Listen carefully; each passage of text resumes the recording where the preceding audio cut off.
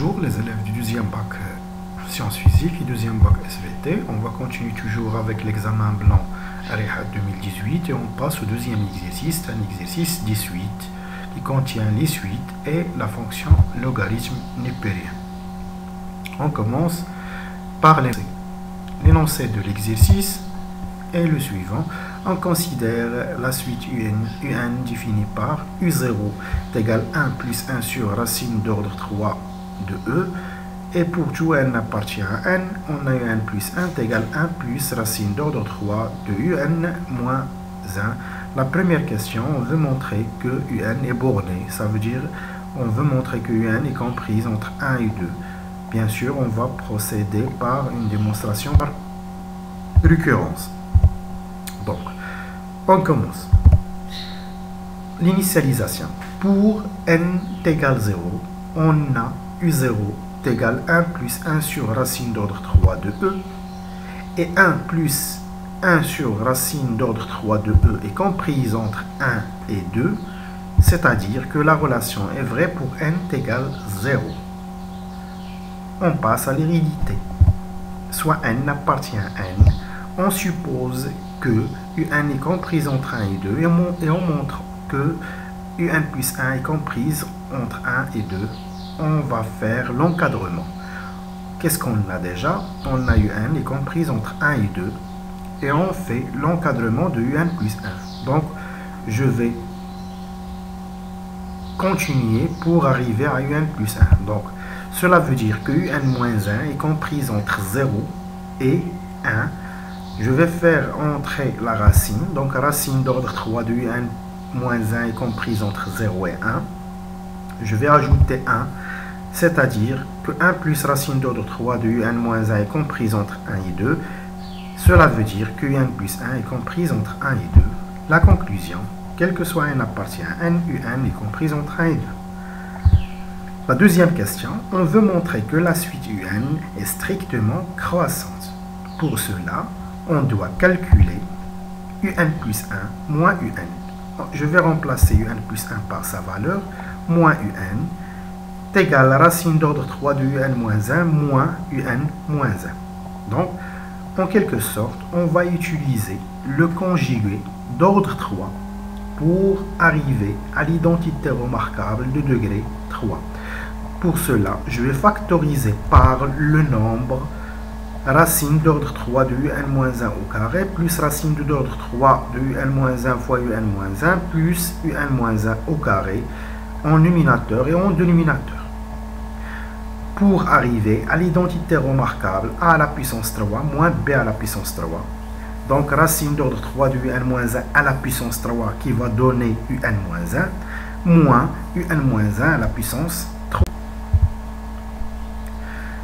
Donc, au lieu de développer le dénominateur, on a déjà un facteur commun qui est UN-1. On factorise par UN-1. Ça va donner UN-1 facteur de 1 moins UN-1 au carré. Donc, ce qui est une identité remarquable, ça veut dire 1 moins UN plus 1, facteur de 1 plus UN-1, qui va donner UN-1 facteur de 2 moins UN fois UN. Donc, ce nombre-là est strictement positif. Pourquoi? Parce qu'on a déjà aux premières questions, UN est comprise entre 1 et 2. Ça veut dire UN-1 est strictement supérieur à 0, 2 moins UN aussi, et UN aussi strictement positif, et le dénominateur est aussi positif.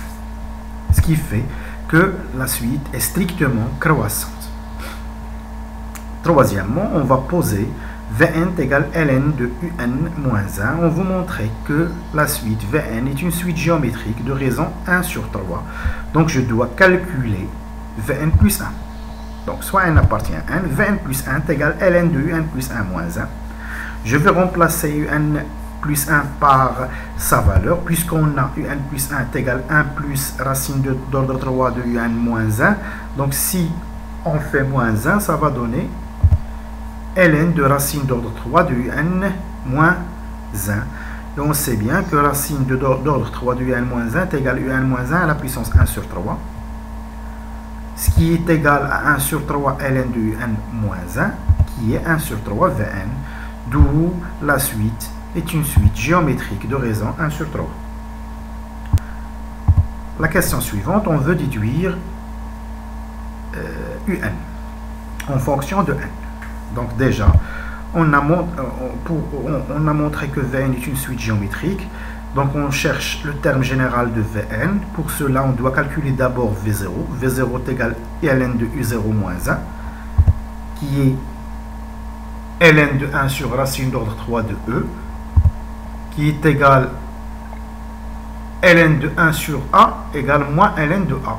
Donc ici, moins ln de racine d'ordre 3 de E, qui est moins ln E à la puissance 1 sur 3, est égal moins 1 sur 3 ln de E, ln de E qui vaut 1, donc est égal moins 1 sur 3.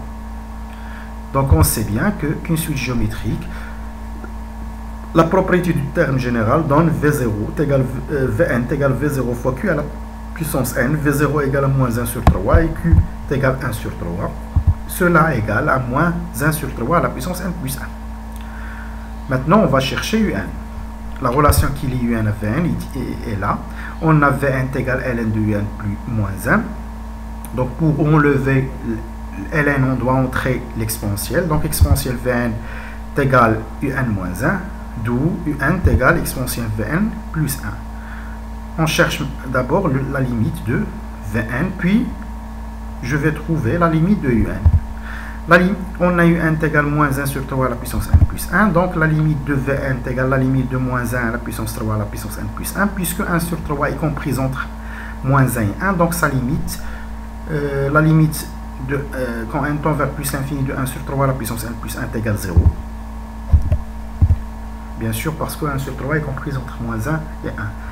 Donc, je vais maintenant chercher la limite de un. Donc, la limite de un est égale à la limite, je vais remplacer un par sa valeur qui est exponentielle Vn plus 1. On a déjà calculé la limite de Vn qui vaut 0. Donc, exponentielle 0 est égal à 1. 1 plus 1 est égal à 2.